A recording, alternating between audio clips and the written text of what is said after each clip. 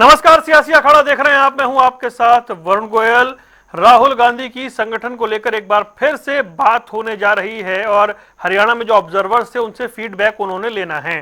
राहुल गांधी खुद हरियाणा के संगठन को लेकर कितने गंभीर हैं, आप इसका अंदाजा इस बात से लगा सकते हैं कि 15 दिन में दूसरी बार राहुल गांधी की हरियाणा को लेकर यह बड़ी बैठक हो रही है। इससे पहले राहुल गांधी खुद चंडीगढ़ कांग्रेस के कार्यालय गए। ऐसा करने वाले गांधी परिवार के वो पहले शख्स थे। वहां जाकर उन्होंने स्पष्ट कर दिया है कि दबाव में नहीं आना है, संगठन बनाना है। किस तरीके से पैनल की बात होगी, डिस्कशन होगा, वो तमाम चीजें होनी है। उसके बाद जो संगठन को लेकर पर्यवेक्षक जगह जगह पहुंचे, जो बातचीत हुई, वो फीडबैक वो वहां पहुंचा रहे हैं। आपको बता दें कि बीके हरिप्रसाद पूरी तरह सक्रिय हैं, वो भी अपनी तरफ से पूरी कोशिश कर रहे हैं, यानी प्रभारी, सह प्रभारी सब लगातार काम कर रहे हैं कि संगठन बने। मैं फिर से कहता हूं कि राहुल गांधी का 15 दिन में दूसरी बार हरियाणा को लेकर बैठक बुलाना, मतलब एक बार तो खुद जाना, दूसरी बार अब ये बैठक लेना, ये बात के संकेत हैं कि हाईकमांड समझ चुका है कि जो 11 साल की जो इंतजार है वो खत्म भी करना है। और संगठन अगर है तो फिर हो सकता है ये गुटबाजी हमेशा के लिए खत्म हो जाए। संगठन है तो जो कई चुनाव में हो सकता था वो पार्टी आगे कर ले, यानी अपनी गलतियों से सीख ले।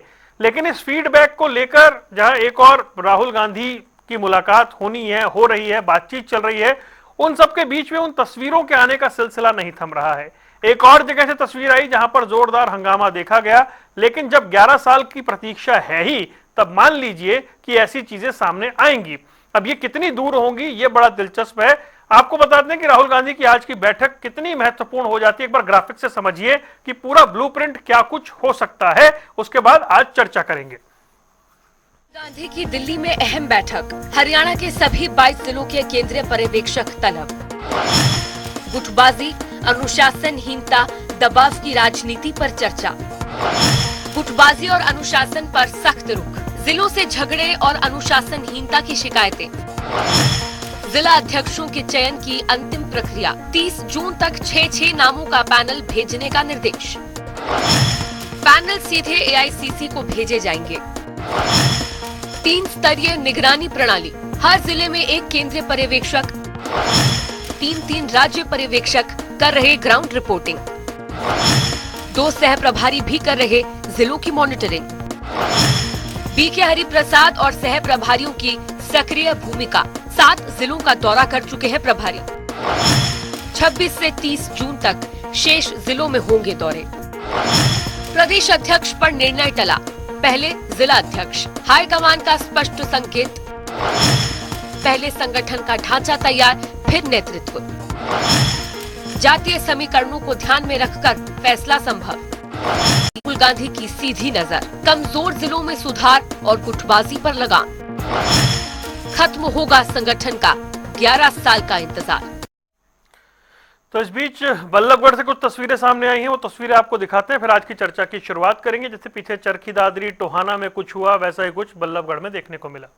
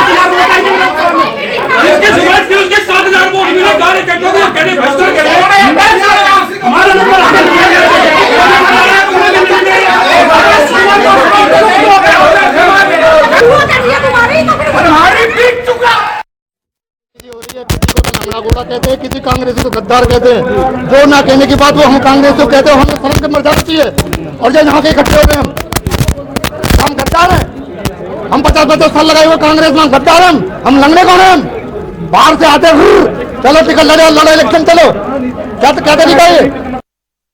क्या खींचतानी ये थी कि जैसे टिकट ली थी ना चोरी से और एक दोगलेपन से टिकट ली उन्होंने। हमारे मनोज भी इतनी मेहनत करते हैं, यहाँ के बच्चे के लिए इतनी हेल्प करते हैं, 24 घंटे का। हम चंडीगढ़ तक मीटिंग में जाते हैं, कौन ऐसी लेडीज महिला है जिसको घर परिवार से कोई इतनी रात तक छोड़ देगा? हम रातों रात उनके लिए मेहनत करते हैं। यहाँ की हर जनता हम जानते हैं कि मनोज अग्रवाल क्या है क्या नहीं है, लेकिन टिकट दे दी, चलो वो भी। अब यहाँ पे नंबर आ रहे हैं, जिनका नंबर है उनको पीछे फेंक रहे हैं, जिनका नंबर नहीं है वो आगे। राज्य के अंदर कैसे चली गई? हम कैसे पीछे रह गए, वो कैसे आगे चली गई? बल्लभगढ़ की पूर्व कांग्रेस प्रत्याशी जिन्होंने अपनी जमानत जब्त कराई अपने अहंकार के अंदर, अगर वो अहंकार में नहीं होती तो हारती तब भी, लेकिन जमानत जब्त नहीं होती। जमानत जब्त कराई हुई एक लेडी से, एक प्रत्याशी से, जो पर्यवेक्षक महोदय आए वो इस कदर। और चलिए चर्चा करेंगे, कई खास मेहमान हमारे साथ जुड़ रहे हैं। वेद प्रकाश विद्रोही जी कांग्रेस का पक्ष रखने के लिए हमारे साथ जुड़ गए हैं। विजेंद्र रेड्डू साहब इंडियन नेशनल लोकदल का पक्ष रखने के लिए हमारे साथ आ गए हैं। राकेश शर्मा भारतीय जनता पार्टी से जल्दी हमारे साथ जुड़ने जा रहे हैं। और इस बीच में जानकारी दे देता हूं कि जो बैठक थी दिल्ली में वो खत्म हो गई है, यानी जो फीडबैक है वो दे दिया गया है और उस पर हम अब बात करने जा रहे हैं।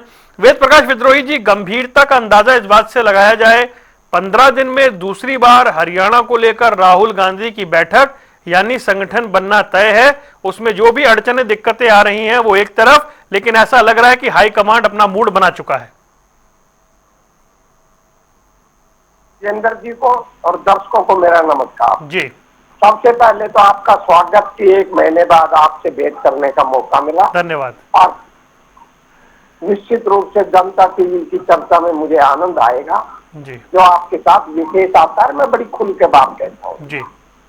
देखिए, राहुल गांधी जी की गंभीरता और सभी जिलों के अंदर हमारी बैठकें ये इंगित करती है कि संगठन तो जरूर बनेगा, और संगठन की प्रक्रिया जो हमारा तय कार्यक्रम था उसके आधार पर चल रही है। 22 के 22 जिलों में, 33 जिलों में हमारा संगठन बनना है। 22 जिले हैं, 11 शहरी जिले, 33 के 33 जिलों में बैठक हो चुकी है। जिला अध्यक्ष अपना आवेदन कर चुके हैं, लगभग 1300 या 1400 लोगों का आवेदन आया है। अब उनकी इंटरव्यू की प्रक्रिया चल रही है। अब राहुल गांधी जी को कुछ फीडबैक मिला होगा कि वे कहीं कोई दबाव न डाले, और मैंने तो आपको बड़ी साफ बताता हूं कि मैंने तो खुद ध्यान दिया था सार्वजनिक रूप से, मैं तो कोई छुप के बात नहीं करता। मैंने कहा था कि हाईकमांड ऐसी व्यवस्था करे कि किसी भी हालत में जो तीन प्रदेश पर्यवेक्षक नियुक्त किए गए हैं जिलों के अंदर, वो जिला प्रक्रिया को प्रभावित ना कर सके। और मैंने इसमें ये भी कहा था, कई उसमें पैरासूट के नेता भी आ चुके हैं, तो स्वाभाविक है वो अपनी कुछ करेंगे। तो मुझे तो बड़ी व्यक्तिगत रूप से खुशी हुई कि राहुल गांधी जी ने अपने फीडबैक से, मैं ये तो नहीं कहूंगा कि मेरा जो बयान चंडीगढ़ में भी छपा था उससे कोई प्रभाव पड़ा है, मैं अपने मुंह मियां मिट्ठू नहीं बनता। मैंने पोस्ट भी की थी और फिर मैंने कल भी पोस्ट की थी कि मैं उनका धन्यवाद करता हूं कि उन्होंने इस बात का संज्ञान लिया और कोई प्रभाव न डाल के उसके लिए दिल्ली में दोबारा बैठक बुलाई। ये कांग्रेस के लिए बड़ा सकारात्मक संदेश है, क्योंकि अगर प्रभाव डालकर कोई नियुक्तियां होती तो फिर गुटबाजी होती और परेशानियां होती। और सबसे बड़ी खुशी की बात मुझे इस बात का है, व्यक्तिगत रूप से एक कार्यकर्ता के नाते भी और एक राजनीतिक विश्लेषक के नाते भी और हरियाणा का एक जागरूक वोटर के नाते भी, कि किसी भी कांग्रेस नेता की तरफ से, जाना पहचाना कांग्रेस नेता, कोई गुटबाजी नहीं हुई, किसी ने कोई विरोध नहीं किया, किसी ने कोई बैठक में बयान नहीं दिया और अभी तक किसी नेता ने कोई दबाव नहीं बनाया। मैं बड़ी ईमानदारी के साथ कहता हूँ। हाँ, कुछ घटनाएं हुई, मैं उनका भी चर्चा आपसे करूंगा, तो मैं साफ गोई में विश्वास करता हूँ। आपने जिस घटना की चर्चा भी अभी दिखाई है वो स्वाभाविक है। वो स्वाभाविक क्यों है कि आपको अगर याद होगा तो मैंने तो बड़े साफ शब्दों में जब टिकटें बची थी तब भी कहा था कि 5 उम्मीदवार पैरासूट के हैं। और जब हम हार गए और 3 उम्मीदवारों की जमानत जब्त हुई थी, जिसमें ये बल्लभगढ़ वाली पैरासूट की भी उम्मीदवार थी, तब भी मैंने कहा था कि जैसा कांग्रेस ने किया है उसका परिणाम तो भुगतना पड़ेगा। अब एक महिला पैरासूट से टिकट ले आई, ठीक है, उसे टिकट ले आई तो कार्यकर्ताओं ने स्वीकार नहीं किया।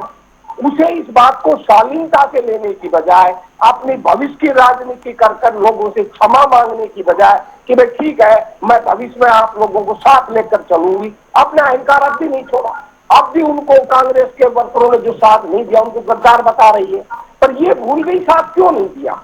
और मैं इस महिला का जिक्र इसलिए कर रहा हूं कि खुद ये रेवाड़ी की पर्यवेक्षक बना रखी है।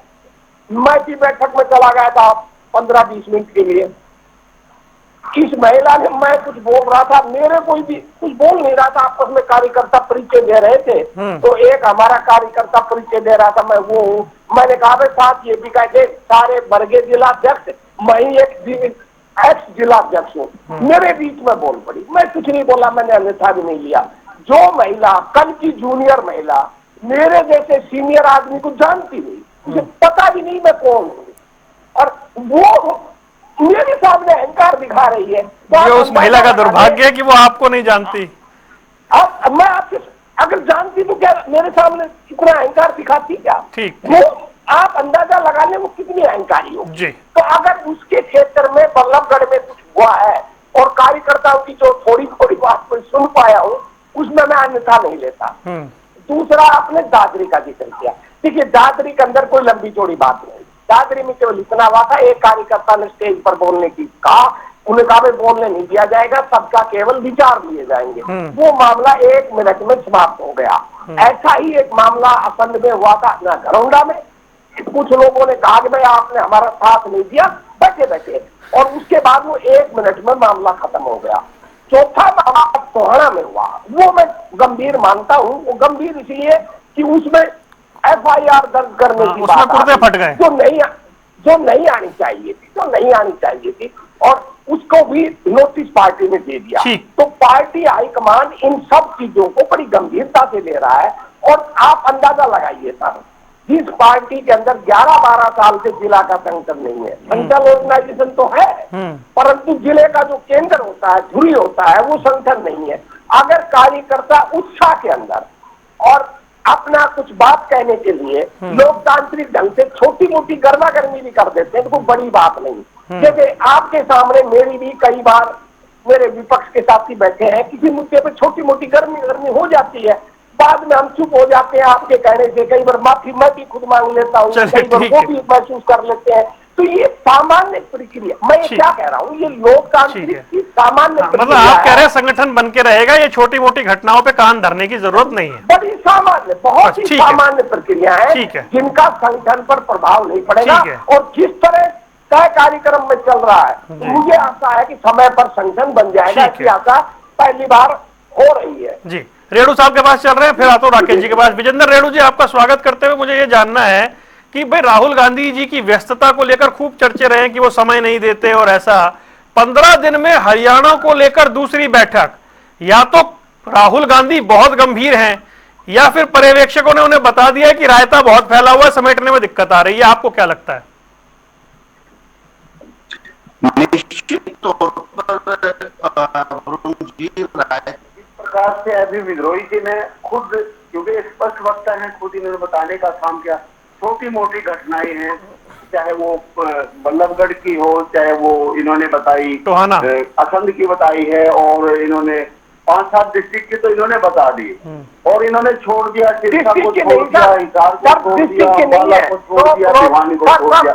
वहाँ भी छोटी मोटी घटना हुई है, तो हालांकि बड़ी घटना इन्होंने बताई है।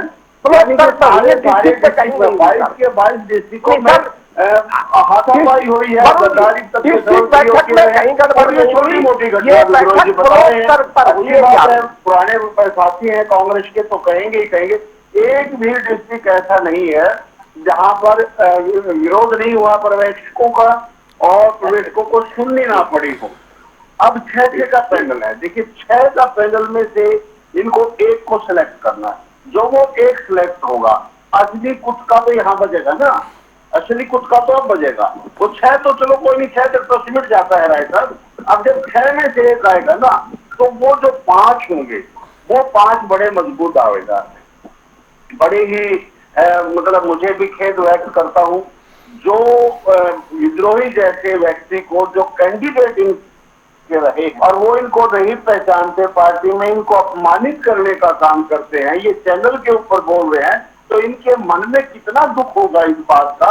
और ऐसे कितने सारे साथी हैं जो आपने सुनाया उसमें बोल रहे हैं कि भाई बाहर के आ जाते हैं, हमारे ये गद्दार बताते हैं हमारे को, ये कितने सारे झगड़े हैं। बहुत सीनियर सांसद मणिकम टैगोर के आगे हो रहा है ये सब।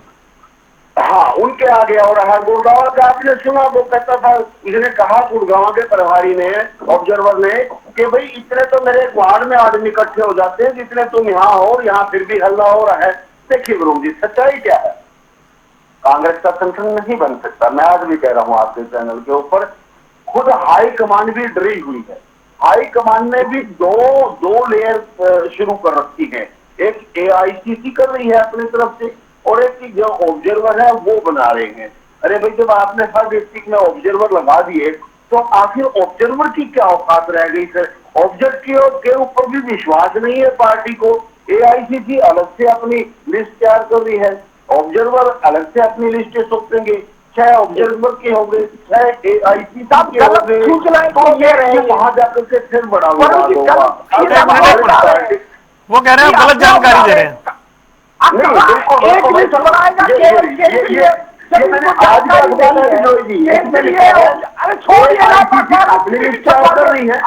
जितनी बार मुझे AICC अपनी लिस्ट तैयार कर रही है। नहीं, इतनी लिस्टें कहाँ बनेगी, इतनी लिस्ट थोड़ी बनेंगी। झूठ की भी आदत है सर, ये तो व्यवहारिक नहीं लग रहा मुझे। नहीं, आप छोड़ दीजिए।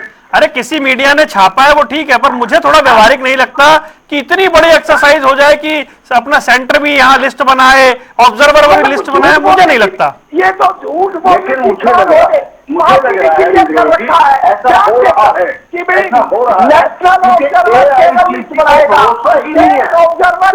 उनकी पहचान के लिए कार्यकर्ताओं की कौन कार्यकर्ता भेदभाव करेंगे, इसलिए वो अपनी तैयारी कर रही है, ये अपनी तैयारी कर रही है। और जब दोनों ताकत टकराएंगी तो दोबारा से फिर विस्फोट होना ही होना है।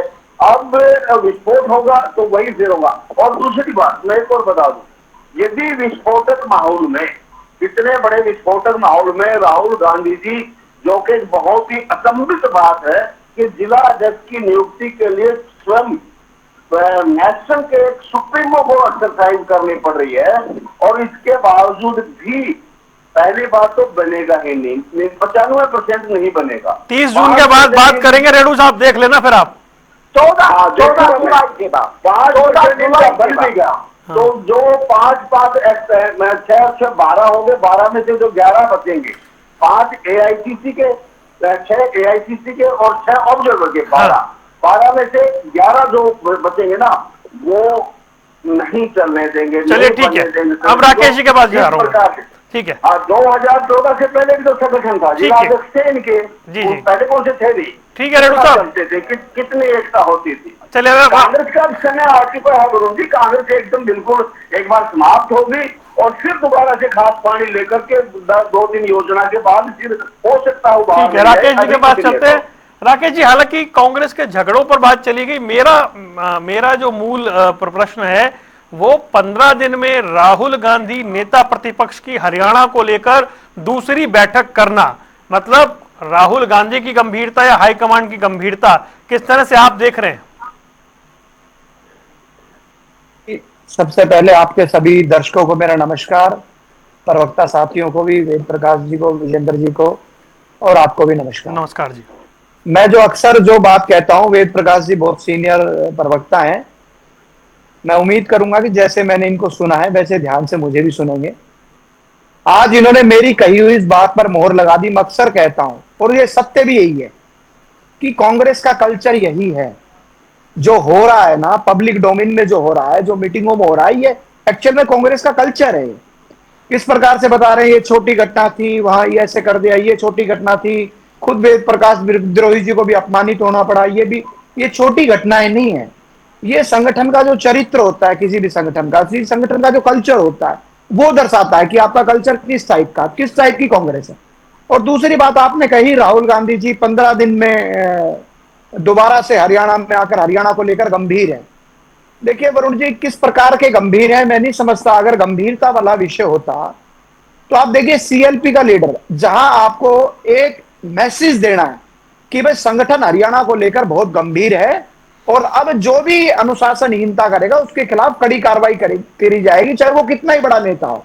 उसके लिए जो मैं समझता हूं, उसके लिए तरीका यह था कि सबसे पहले इनको सीएलपी का लीडर नियुक्त करना चाहिए था, और जब वो सीएलपी के लीडर को नियुक्त करते उसके बाद जो विस्फोट होता उसमें सख्ताई से ये कुछ करते तो ये गंभीरता समझ में आती। परंतु इनको पता था कि जैसे ही आपने ये काम किया वैसे ही संगठन तो बचा नहीं है, जो विघटन बचा हुआ है उस विघटन के इतने घटाघट टुकड़े हो जाएंगे जो समझ में नहीं आएंगे। तो उससे अच्छा है कि पहले जिलों की कवायद पूरी कर ली जाए, जैसे भी हो जिले में जैसा भी संगठन बनकर उसके बाद आप उसकी कार्रवाई कर लो। तो गंभीरता मुझे नहीं लगती इतनी गंभीरता है, सिर्फ दौरा करने से गंभीरता नहीं होती। गंभीरता होती है कि आप डिसीजन क्या ले रहे हैं, आप किस प्रकार के संगठन को ले जाना चाहते हैं। भाई मैसेज तो ऊपर से नीचे चलता है ना, आप बड़े लोगों पर अगर सख्त होंगे तभी तो नीचे के लोगों में मैसेज जाएगा। जब आप एक बात बताइए, अगर ये सीएलपी के लीडर की घोषणा करते और उसके बाद इनके प्रदेश स्तरीय नेता कोई उलझुल बातें करते, जब संगठन सख्त होता, राहुल जी सख्ताई से उस पर कहते थे डिसमिस करो इसको, तो नीचे अपने आप मैसेज चला जाता। जो ये नीचे की घटनाएं हो रही है इसका मूल कारण यही है, कांग्रेस का कल्चर यही है। राकेश जी, 15 दिन की एक्सरसाइज के बाद राहुल गांधी तमाम पर्यवेक्षकों से फीडबैक ले रहे हैं, ये गंभीरता ही तो है। अजय राहुल गांधी जी को पता है ना कि कांग्रेस की हालत क्या है हरियाणा में। उनको पता है कांग्रेस की हालत क्या है, कि कांग्रेस का संगठन, हरियाणा में कांग्रेस का संगठन बनाना तराजू के अंदर मेंढक तोलने के बराबर है।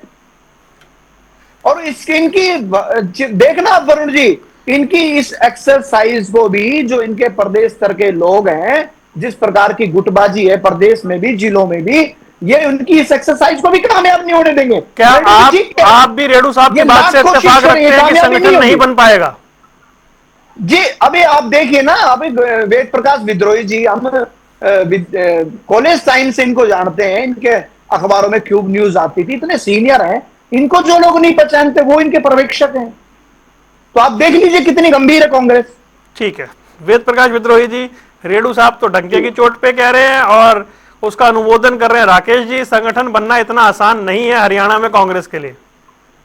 देखिए, मैं समझता था विपक्ष आलोचना करेगा, आलोचना करना अच्छी बात है क्योंकि हम 11-12 साल से संगठन हमारा है नहीं, पर लोकदल तो इतना हताश और निराश हो चुका है हरियाणा की राजनीति में, है प्रासंगिक होने की वजह से, कि झूठ पर झूठ खेल रहा है। जब आपके पास कुछ कहने को नहीं तो झूठ खेल लो। अरे सार्वजनिक रूप से कह दिया गया है कि भाई लिस्ट क्या बनेगी, 6 पैनल बनेगा, आज से तो है नहीं, जब से ये ऑब्जर्वर नियुक्त हुए हैं कि भाई राष्ट्रीय ऑब्जर्वर केवल मात्र डायरेक्ट इंटरव्यू लेगा, राष्ट्रीय ऑब्जर्वर ही लिस्ट बनाएगा और राष्ट्रीय ऑब्जर्वर ही केंद्र के पास लिस्ट जमा करेगा, और स्टेट ऑब्जर्वर केवल उसके पास जो कार्यकर्ताओं का परिचय करवाने के लिए, कार्यकर्ताओं की जान पहचान करवाने के लिए कि भाई कौन कार्यकर्ता, क्योंकि पर्यवेक्षक तो बाहर के हैं, वो तो कार्यकर्ताओं को जानते नहीं, इसलिए ये 3 पर्यवेक्षक लगाए ताकि मीटिंग का अरेंज कर सके और साथ साथ किसी नेता पर प्रभावित नहीं है, मीटिंग का अरेंज करना इनका काम है, और प्लस कार्यकर्ताओं से परिचय कराए, इनका इतना काम है, इससे ज्यादा कोई काम नहीं। पर इन्होंने अपनी तरफ से पेश दिए कि भाई ये हो रहा है, ये हो रहा है, और जहां जहां झगड़े हुए ये ब्लॉक स्तर की मीटिंगों में हुए, जिला लेवल की मीटिंग में नहीं हुए। और कहीं हुआ तो बता दो, मैं तो खुला चैलेंज कर रहा हूं, और जहां हुआ छोटी छोटी बातें हुई वो मैंने स्वीकार कर ली। अब श्रीमान जी ने, राकेश जी ने तो हाजी कर दी, हमारा कल्चर बता दिया। मैं चर्चा करना नहीं चाहता था भाई, भाजपा तो बहुत भाई अनुशासित पार्टी है। मैं राकेश जी, आपको किस तरह अपमानित करके अध्यक्ष पद से हटाया था, भूल गए आप? आपके पिताजी के साथ क्या हुआ था स्टेज पर, भूल गए आप? भैया हर दल में होता है, हर दल में। आप वेद प्रकाश जी, मुद्दे की बात करने की बजाय आप हर बार इसी विषय पर आ जाते हैं, जो आप जैसे सीनियर आदमी के लिए ठीक नहीं है। आप मुद्दे पर नहीं बोलते कभी भी, आप व्यक्तिगत विषयों पर बोलते हैं। और जिस दिन मैं व्यक्तिगत विषय पे आऊंगा प्रकाश जी, मैं थोड़ी लिहाज करता हूँ कि आप बहुत पुराने हैं और हमारे पिताजी के समय के हैं, मैं लिहाज करता हूं बहुत सी चीजों का, पर ये व्यक्तिगत विषय भी आप पार्टी के विषय आइए ना। क्या हालत है आपकी पार्टी में कांग्रेस की, और आपकी खुद की क्या हालत है कांग्रेस में? क्यों आप ये व्यक्तिगत विषय छेड़ते हैं आप हर बार? विद्रोही जी एक मिनट रुक जाइए, विद्रोही जी एक मिनट, विद्रोही जी वरुण जी, मेरे को वरुण जी एक मिनट दीजिए। वरुण जी आप बताइए, आपने जनता टीवी जब ज्वाइन किया आपने इंटरव्यू दिया था ना? हाँ, हर कोई देता है। आपका इंटरव्यू होगा डेफिनेटली। मैं भारतीय जनता पार्टी में मैं पिछले 26 वर्षों से विभिन्न पदों पर काम कर रहा हूं, और युवा मोर्चा के जिला उपाध्यक्ष के तौर पर मैंने शुरुआत की थी। मैंने इन 26 वर्षों में मेरी पार्टी ने कभी मेरा इंटरव्यू नहीं लिया। रेडू जी भी मेरे ख्याल से इनेलो में काफी समय से, इन्होंने भी इंटरव्यू नहीं लिया, क्योंकि कांग्रेस गांधी परिवार and family private limited company है, इसलिए अपने जिला अध्यक्षों का इंटरव्यू लेती है। कौन सी पार्टी में जो कार्यकर्ताओं का इंटरव्यू लेकर उनको नॉमिनेट किया जाता? कोई रुक जाइए, ये चर्चा इसे व्यक्तिगत ना बनाइए प्लीज, इसे व्यक्तिगत मत बनाइए। पार्टी की बात है तो पार्टी की बात रखिए। प्रकाश जी मैं पार्टी की बात कर रहा हूँ, आपको सुनना पड़ेगा, नहीं आपको सुनना पड़ेगा पहले। अब रुकिए, अच्छा आपकी बात आ गई राकेश जी आपने अपना पॉइंट रख दिया। प्राइवेट लिमिटेड कंपनी है, रुक जाइए, ये प्राइवेट अच्छा लिमिटेड। रुकिए, अब राकेश जी रुकिए, आप रुक जाइए, राकेश जी रुकिए प्लीज। विद्रोही जी इसे पर्सनल ना बनाइए, पार्टी की बात है, पार्टी की बात रखिए। सर सुनिए ना, मैंने कहा पर्सनल बनाया है, इन्होंने कल्चर की बात कही कि कांग्रेस में ऐसा कल्चर है, तो मैंने कहा कि भैया आपकी पार्टी में वैसा कल्चर है। मैं और उदाहरण दे देता हूँ, आपके छोड़िए। हाँ तो इतना व्यक्तिगत ना हो जाइए ना। इसलिए दिया, अरे वेद प्रकाश जी, मेरे को पार्टी ने जिला अध्यक्ष पार्टी ने बनाया, 3 साल के बाद मेरी जगह दूसरे कार्यकर्ता को जिम्मेवारी थी, मुझे प्रदेश में बना दिया। हमने विद्रोह किया क्या?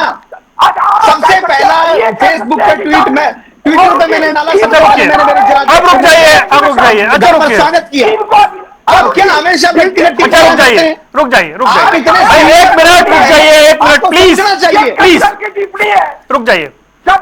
जब ये विद्रोही जी आप जैसे सीजन आदमी को अच्छा नहीं लगता ना कि आप उदाहरण दें, तो एक पर्सनल उदाहरण दें। नहीं, हर बार पर्सनल उदाहरण, और चीजें मैं पर्सनल उदाहरण घंटे का नहीं, आप बीजेपी के कल्चर पे सवाल उठाइए, किसने मना करा आपको? कौन रोक रहा आपको? उसी कल्चर का उदाहरण दिया है मैंने इनको, इनके खुद हमारे कल्चर तो ये है कि पार्टी जब तक जिम्मेवारी देती है उस जिम्मेवारी को बखूबी निभाते हैं। अच्छा रुक जाइए प्लीज, पार्टी का सिपाही हूँ, रुक जाइए मुझे भारतीय जनता पार्टी का सिपाही हूँ, पार्टी ने मुझे अध्यक्ष रुक जाइए प्लीज, पार्टी ने बनाया, मैं वो काम कर। ऐसे नहीं होगा, ऐसे नहीं हो पाएगा प्लीज। एक पूर्व विधायक को मुख्यमंत्री की स्टेज पर हाथ पकड़कर फेंक दिया जाए, इससे बड़ा पल क्या होगा? ये कल्चर हर जगह है, मैंने ये बात कही थी आपको। बोलने, अगर आपके अंदर सुनने की क्षमता नहीं है तो दूसरे दल पर भी आरोप मत लगाया करें। आपके कल्चर और जगह बता देता हूँ, आपके यहाँ अभी आपके पड़ोस में मुख्यमंत्री की रैली हुई, आपके यहाँ हुई नहीं हुई? रामविलास शर्मा जी आपके सबसे सीनियर व्यक्ति हैं, है या नहीं है? उनको भी नहीं बोलने दिएगा। क्यों नहीं बोलने दिएगा? कि विधायक ऐसा नहीं है, नहीं बोलने दिया गया, ऐसा नहीं है, ऐसा नहीं है, नहीं बोलने दिया। अरे भाई वेद प्रकाश जी, आपको जानकारी तो है नहीं। रामविलास जी सीएम साहब के जस्ट 1 मिनट पहले आए थे। हर चीज की व्यवस्था हमारे यहाँ अनुशासन है, सब चीजें तय होती हैं कि किसको कब बोलना है, अच्छा ठीक है, रुक जाइए, ये चर्चा यहीं यहाँ से नहीं, यहाँ से आगे बढ़ानी है मुझे, प्लीज रुक जाइए। तो जब बात संगठन की हो रही है, अगर आप दूसरे देखिए वरुण जी सर इससे आगे बढ़िए ना, बस करिए अब। मैं तो इनको कहिए ना। हाँ मैंने उनको भी रोक दिया ना, अब आप मेरे अब आप उसी पर रहेंगे तो बात नहीं बढ़ेगी ना, आप मेरे सवाल पे आइए। मैं आपके सवाल पर आ रहा हूं। मैंने भी इतना कहना चाहता हूं, अगर दूसरे पार्टी के कल्चर पर सवाल उठाएंगे तो हमारी तरफ से भी आपके कल्चर पर तीखे सवाल आएंगे। ठीक है, मैं इतनी बात कह रहा हूं। मैंने अपनी प्रथम बाइट में आप पर कोई आरोप नहीं लगाया, आपकी चर्चा भी नहीं की, और मैंने यहाँ तक कहा अगर जो भी आप सकारात्मक आलोचना करेंगे हम उसका स्वीकार करते हैं, आपका अधिकार है। पर रेड्डी जी को भी बीच में मैंने जब धोखा दिया सबसे बोल रहे थे, जब प्रेस कॉन्फ्रेंस कर हम अपना पूरा बातें बता चुके और उससे बाहर कह रहे हैं तो आप मनमानी बातें कहें। अगर आप मनमानी बातें करेंगे, मनमाने आरोप लगाएंगे तो हमें भी आरोप लगाने का अधिकार है। अब आपकी बात सीधी है, देखिए सर, अगर हमारे अंदर समस्या नहीं होती, वरुण जी आप ही बताइए, कोई समस्या नहीं होती तो 11-12 साल से संगठन क्यों नहीं होता? इसका मतलब समस्या तो है। अब जब समस्या है 11-12 साल से संगठन नहीं होना, तो इसका मतलब है गहरी समस्या है। इस बात को स्वीकार हम तो कर रहे हैं। और जब गहरी समस्या होती है तो उसके निदान में भी समय लगता है। और जब हाईकमान ने इसीलिए हस्तक्षेप किया कि भाई समस्या का निदान कर दें। इन्होंने दूसरा सवाल किया एलओपी का।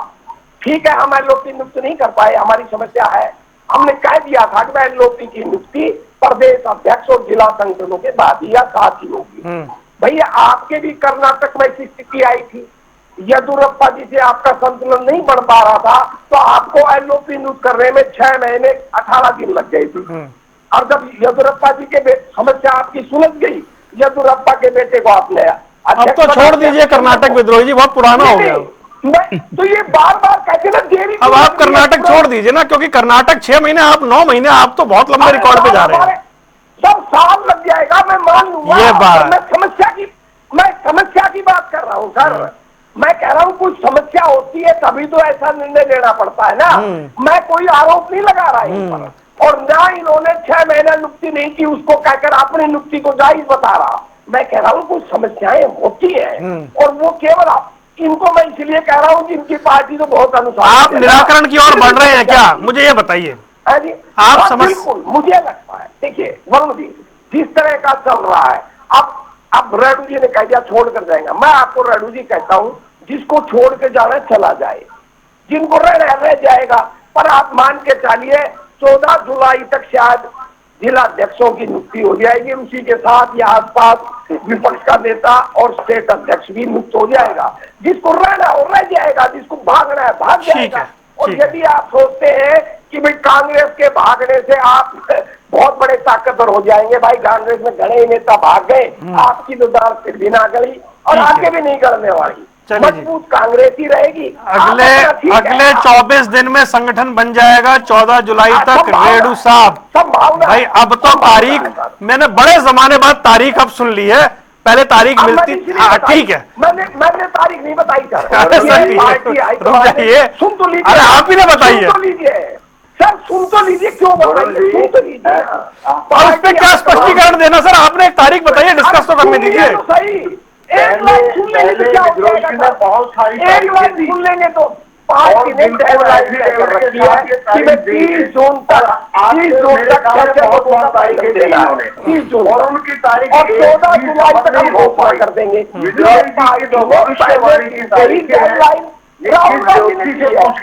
है, मेरी डेडलाइन नहीं है। ठीक है, हाँ जी रेड्डू साहब, 14 जुलाई। ठीक है सर, आपकी नहीं है, आपकी नहीं है, आपकी नहीं है। 14 जुलाई सर, रेड्डू साहब। हाँ, विद्रोही जी ने पहले भी बहुत सारी तारीखें दी हैं, आप और मैं इकट्ठे रहे हैं, इतनी तारीखें दी। आज तक तो विद्रोही जी की दी हुई तारीख की जो घोषणा है वो पूरी हुई नहीं है। भाई विद्रोही जी, आप बड़े पेशेंस वाले व्यक्ति हो, सीनियर हो, आपके धैर्य का भी मैं सलाम करता हूँ कि इतनी सारी भविष्यता के साथ जो भविष्यवाणी कर रहे हो, उसके लिए मैं आपको सैल्यूट करता हूँ। बट ये भविष्यवाणी भी आपकी फेल होने जा रही है, ये आप नोट कर लेना। विद्रोही जी, मैं आज आपके चैनल पर आपको कह रहा हूँ, स्पष्ट तौर से क्लियरली कह रहा हूँ, 14 तारीख तक आपके जिला अध्यक्ष नहीं बनेंगे। वरुण जी, दूसरी बात देखिए, हर पार्टी को, मैं भी इंडियन पार्टी की देखिए, आप हरियाणा को आप डील करते हो, डेली कोई ना कोई लिस्ट आ रही है हमारी, और बहुत सारा संगठन हमारा तैयार हो गया है, और जो जिस कैपेसिटी का व्यक्ति है वो अपने आप अपॉइंट करता है और डिक्लेयर हम कर रहे हैं। साथ कोई जरा सी चूक भी नहीं है। आज हरियाणा प्रदेश में संगठन के मामले में यदि कोई सबसे अनुशासित पार्टी है तो वो इंडियन नेशनल लोकदल पार्टी है। सही बात है विद्रोही जी की भी, भारतीय जनता पार्टी में बहुत ज्यादा खटपट चली हुई है, बहुत ज्यादा मतलब विद्रोह अंदर ही अंदर पनप रहा है, लेकिन सत्ता है इसलिए सत्ता के लालच में सारे ठीक ठाक बैठे हैं। बट मुझे ये बताइए विद्रोही जी, एक क्वेश्चन मेरे समझ में नहीं आ रहा, कोई भी पार्टी हो, भारतीय जनता पार्टी का भी प्रदेश अध्यक्ष नहीं बन रहा, बड़ा पेंडिंग चल रहा है, राष्ट्रीय अध्यक्ष भी पेंडिंग है, प्रदेश अध्यक्ष भी पेंडिंग है, टेनोर पूरे हो चुके हैं। लेकिन जब कोई संगठन बनता है, अब आप लोग जिला अध्यक्ष बना दोगे, मान लो ऑब्जर्व है, ये होगा नहीं, मान लिया मैंने, फिर भी मान लो मूलधन बराबर है तो ठीक है, आपके जिला अध्यक्ष बन जाते हैं, वो जिला अध्यक्ष फिर प्रदेश अध्यक्ष की नियुक्ति करेंगे। गारंटी देता हूँ यदि आपका प्रदेश अध्यक्ष न्यूज प्रेजेंट नहीं है, ये आप गारंटी देता हूँ यदि प्रदेश अध्यक्ष न्यूज प्रेजेंट। दूसरी बात, वो हाईकमांड नियुक्त करेगा। हमेशा संगठन में मेरी 62 साल की उम्र होगी और मैं संगठन में लगभग बहुत 8-10 पदों पर काम कर चुका हूँ। हल्का अध्यक्ष से लेकर के प्रदेश अध्यक्ष भी, और जो ना अब मैं जिला अध्यक्ष की ड्यूटी भी कर रहा हूँ। जींद का जिला अध्यक्ष हूँ मैं पार्टी का, मेरी पार्टी का। मैंने जिले की सारी यूनिटें गठित कर दी, हल्कों की यूनिटें बना दी, जिलों की, शहरों की यूनिट में डेली एक बना रहा हूँ। लेकिन आपका और हम जो मैंने बना दिया वो मान्य है पूरी टीम को, लेकिन आपके राहुल गांधी की बात भी अमान्य है, क्योंकि संगठन में हमेशा पहले तो ये बात थी कि राहुल जी आए, एलओपी की घोषणा करके जाते, भाई ये एलओपी मैंने बना दिया, इसको स्वीकार करो सारे। दूसरी बात, वो प्रदेश अध्यक्ष बनाते और फिर प्रदेश अध्यक्ष, तो संगठन का प्रोसेस है विद्रोह जी, आप जानते हैं। ठीक है रेणु जी, समय समय समय फिर सभी जिलों के जिला अध्यक्ष नियुक्त करने का काम करता है। सबकी सेंस मैं नीचे से ऊपर करने का प्रयास, हालांकि उल्टी गंगा बहा रहे हो, यहीं से तो संशय पैदा हो रहा है। ठीक है, आप उल्टी गंगा कैसे चलेगी? ठीक है रेणु साहब, सर समय थोड़ा मेरे को इजाजत नहीं दे रहा है। एक सवाल, हालांकि मुझे गंगा तो पहाड़ों से नीचे आएगी, हाँ मैदान से पहाड़ों पर नहीं जाएगी, नहीं जाएगी। मतलब ये संगठन की तारीखों का मेरे से बड़ा गवाह कोई नहीं रहा यहाँ पर। लास्ट बात मेरी ये है कि जो ऑब्जर्वर है, जो आज की मीटिंग है कल पेपर में आ जाएगी, केवल अपना दुखड़ा ही सुना करके आए हैं वो वहां पर। राहुल जी को भाई मारे बस की बात नहीं है, तो संभाल ले अपने हरियाणा प्रदेश ना, हम कुछ नहीं कर पाए। ठीक है, अब वो अंत में क्योंकि ये तारीखों का सबसे बड़ा गवाह मैं ही रहा हूं यहाँ पे सालों साल, तो एक भाजपा के प्रवक्ता जुड़ते हैं डिबेट में सालों से, उनके तब बाल नहीं हुआ करते थे, सर पे कम बाल हुआ करते थे, वो आज उनके लहराते हुए बाल है सर पे, मतलब उनके बाल आ गए, लेकिन मुझे कांग्रेस के संगठन का इंतजार अभी भी है। राकेश जी, अंत में बस जल्दी से मुझे बता दीजिए, अब 14 जुलाई की तारीख है, तारीख के हिसाब से तो मुझे लग रहा है बहुत सिस्टमैटिक वे से इस बार काम हो जाएगा। देखिए वरुण जी, तारीख तो इनकी चलती रहेगी। संगठन के दो सिस्टम होते हैं, एक होता है निर्वाचन और एक होता है नियुक्ति। जब नियुक्ति होती है तो ऊपर से नीचे चलता है, और जब निर्वाचन होता है तो नीचे से ऊपर चलता है, और ये दोनों जगह ही अनफिट हैं। इसीलिए मैं कहता हूं कि संगठन से कांग्रेस का लेना देना नहीं है। अगर आपको अभी वेद प्रकाश जी ने सही बात कही, कुछ बातें ही ना ये साफ गोई में बोल जाते हैं कि अभी रेणु जी ने कहा कि भाई आपके जिला अध्यक्ष फिर प्रदेश अध्यक्ष बनाएंगे, तो उन्होंने तुरंत कह दिया नहीं, प्रदेश अध्यक्ष हाईकमान बनाएगा। This is the Congress. अगर आप नियुक्ति कर रहे हो तो नियुक्ति करने का सिस्टम है, पहले प्रदेश अध्यक्ष को नियुक्त करो, उसके बाद जिला अध्यक्ष नियुक्त करो।